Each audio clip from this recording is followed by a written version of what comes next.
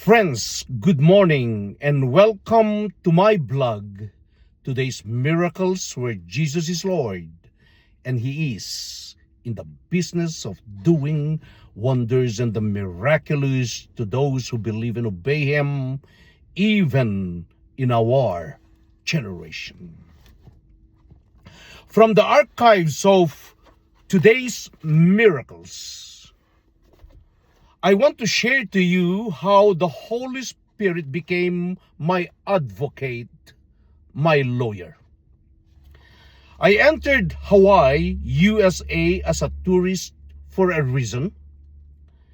That is a part of the fulfillment of God's commissioning to your servant and to those who believe and obey Him, filled with the Holy Spirit, and be witnesses to Him to the ends of the earth.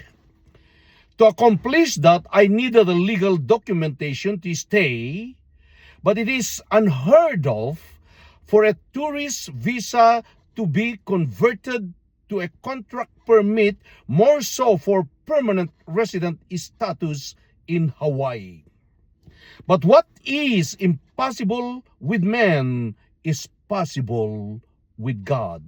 The Holy Spirit is my spiritual advocate, my lawyer. My cousins Wilbert and Nolly took time off just to bring me to what they believe the best immigration lawyer in the city of Honolulu. Lawyer Singh is popular to many people seeking for immigration services. He even have a radio program in Honolulu heard by many.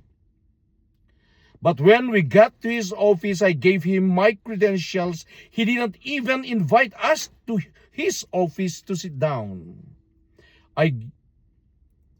He said to my face, "I'm sorry, I cannot help you." I would like to tell you, my friends, that when human ability ends, it is there where the supernatural intervention of God's power will come in when you believe in Jesus Christ, the author and the finisher of our faith. My cousins brought me home while they go back to work. I had all the time to seek God for help, the source of every answer to my need. He led me to pick up the yellow pages to search for immigration lawyers in the island.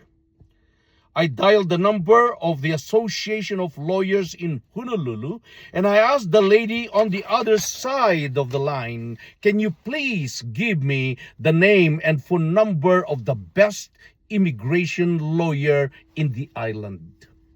She gave me Carmen D. Amore Sia, a U.S. citizen with an Italian descent, a woman ordained by God to deliver the blessing I needed most.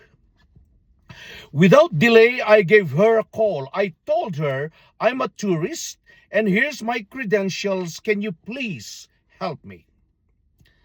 I want to see you in person. Bring your documents with you," she said. She did a brief scan to my documents and she looked at me from head to foot and said, "Are you willing to pay?" That means I have a chance to stay. "Yes, how much?" I said. $3,500 and I get your work permit in 4 weeks. The chance is getting better and better. But if you want to be expedite, you add another 1,000 and I get your visa in 3 weeks. "Agreed," I said. She just asked me for $150 to start the process, and the rest followed, and in less than 4 weeks, my friends, I got hold of my professional work permit to work legally in Hawaii and the United States of America, all by His grace and His mercy,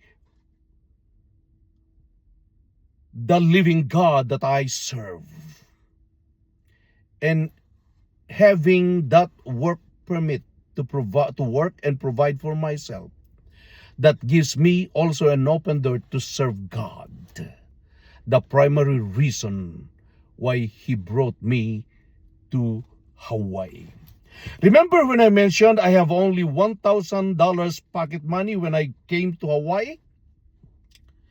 Where did the $4,500 I paid the lawyer came from? That's where Jehovah Jireh comes in. Glory be to God. More from this testimony will follow. But if you want the full story, get my book, Today's Miracles Volume 2, published in Amazon for your convenience. I trust that my testimony will encourage you and stir your faith, that leads you to a position of faith that enable you to receive your version of the miraculous in this generation. In Jesus' mighty name, this is my prayer for you. Amen and amen.